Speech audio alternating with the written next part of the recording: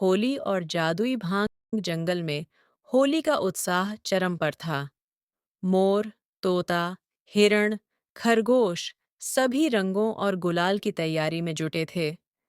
परंतु इस बार माहौल थोड़ा अलग था। कौवा कालीचरण, जो हमेशा लड़ाई झगड़े के लिए कुख्यात था, इस बार कुछ ज्यादा ही उत्साहित दिख रहा था। उसने अपने कुछ साथियों, चील चट्टा, लोमड़ी लंगूर और गिद्ध गुरु के साथ मिलकर एक शरारती योजना बना ली थी।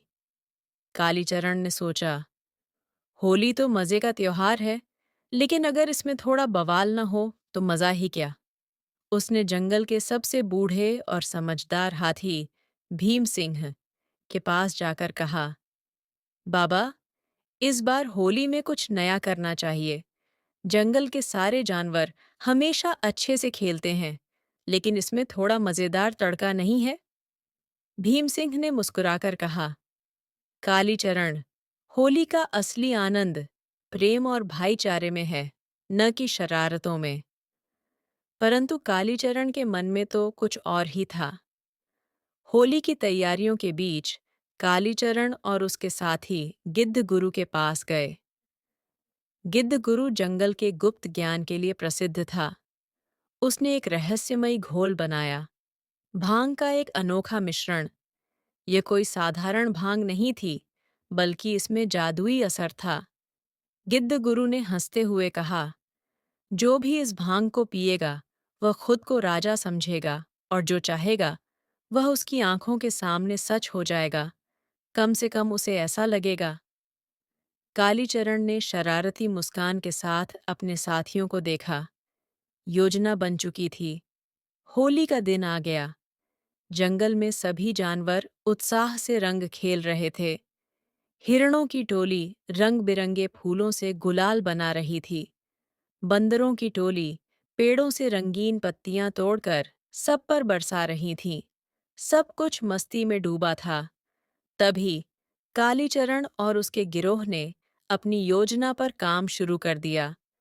उन्होंने होली के खास ठंडाई में गिद्ध गुरु का बनाया जादुई भांग मिला दिया। जैसे ही जानवरों ने ठंडाई पी, जंगल में अजीब घटनाएं होने लगीं। हाथी भीम सिंह ने खुद को बादशाह समझना शुरू कर दिया और पूरे जंगल को अपने महल का दरबार मान लिया।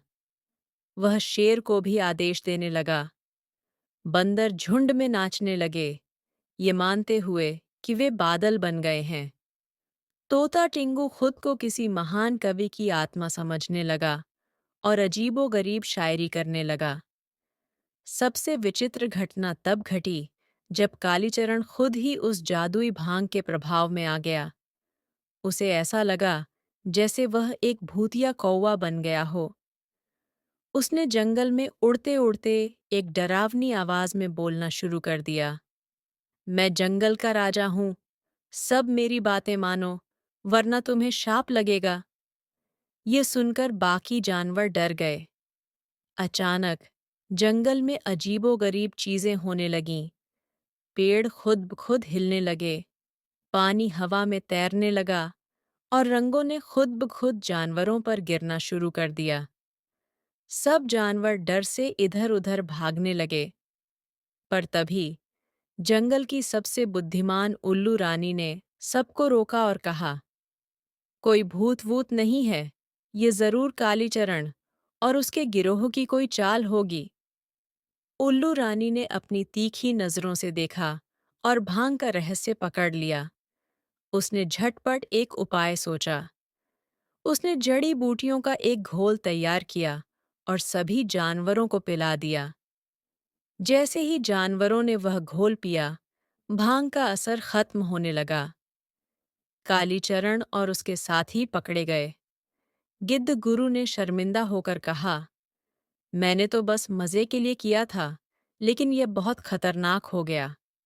भीम सिंह ने सबको समझाया, होली का असली आनंद आपसी प्रेम और सच्ची खुशी में है, न कि किसी को डराने या परेशान करने में। कालीचरण और उसके साथियों को अपनी गलती का एहसास हुआ और उन्होंने सब जानवरों से माफी मांगी। आखिरकार जंगल में फिर से रंगों की बौछार हुई। सबने मिलकर होली खेली और असली खुशी का आनंद लिया। और इस तरह जंगल की इस होली में एक अनोखी, अजीब और मज़ेदार घटना घटी, जिसे कोई कभी नहीं भूला। अगर आपको हमारी वीडियो अच्छी लगे तो हमारी सहायता करने के लिए एक लाइक कीजिए, सब्सक्राइब कीजिए और ऐसी ही वीडियो देखने के लिए कमेंट करें। Thank you for watching.